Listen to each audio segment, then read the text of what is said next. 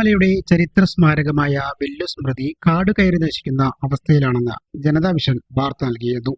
ഈ വാർത്ത നൽകിയ ശക്തമായ സന്ദേശത്തെ തുടർന്ന് ചരിത്ര സ്മാരകത്തെ സംരക്ഷിക്കാനും നാടിന്റെ ഹരിതഭംഗി വീണ്ടെടുക്കാനും മാതൃകാപരമായ ചുവടുവയ്പുമായി ഗ്രാമീണ വായനശാല ബാലവേദി രംഗത്ത്. ഗ്രാമീണ വായനശാല വൈസ് പ്രസിഡന്റ് രാംകുമാർ നമ്പ്യാത്തിന്റെ നേതൃത്വത്തിലും ശ്രമഫലവുമായാണ് വില്ലുസ്മൃതിക്ക് മുൻപിൽ പുതിയൊരു ഹരിത തീർത്ഥം ഒരുങ്ങുന്നത്. വില്ലുസ്മൃതിയുടെ മുറ്റത്ത് ബാലവേദിയിലെ കുരുന്നുകളുടെ നേതൃത്വത്തിൽ മനോഹരമായ പൂന്തോട്ടമൊരുക്കുന്ന ബാലാരാമ പദ്ധതിക്ക് തുടക്കമായി.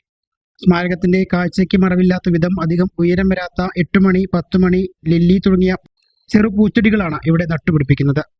തിരുവല്ലാമല ടൗൺ ബസ് സ്റ്റാൻഡിലുള്ള വില്ലുസ്മൃതി എന്ന നമ്മുടെ തിരുവല്ലാമല പാരമ്പര്യം വിളിച്ചുകൊള്ളുന്ന ഈ സ്ഥലത്ത് പൂച്ചെടിയിൽ വെച്ചുകൊണ്ട് ഇന്ന് ഒരു പൂന്തോട്ടമാക്കാനുള്ള ഉദ്ഘാടനം ചെയ്തിരിക്കുകയാണ്.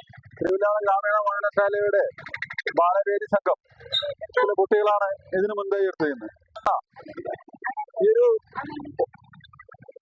സന്ദേശം ജനങ്ങളിലേക്ക് എത്തിക്കുക എന്നുള്ള ഒരു പദ്ധതിയോട് ഗ്രാമപഞ്ചായത്ത് ഒരുക്കിയതിന്റെ ഭാഗമായിട്ടാണ് ഇന്നിവിടെ ഒരു പൂക്കൾ നടുന്നൊരു പദ്ധതി കൊണ്ടുവന്നത്. ഏറെ മഴയാണെങ്കിലും എല്ലാവരും എത്തിച്ചേർന്ന് അത് ഭംഗിയായി നിർവഹിച്ചതിൽ എല്ലാവർക്കും നന്ദി പറയുന്നു. അതോടൊപ്പം ഇതിനെയും മനോഹരമാക്കുന്നതിന് വേണ്ട കാര്യങ്ങൾ ഗ്രാമപഞ്ചായത്തിന്റെ ഭാഗത്തുനിന്നുണ്ടാവുമെന്നും ഗ്രാമപഞ്ചായത്ത് പ്രസിഡന്റിന് ഞാൻ ഉറപ്പു നൽകുന്നു.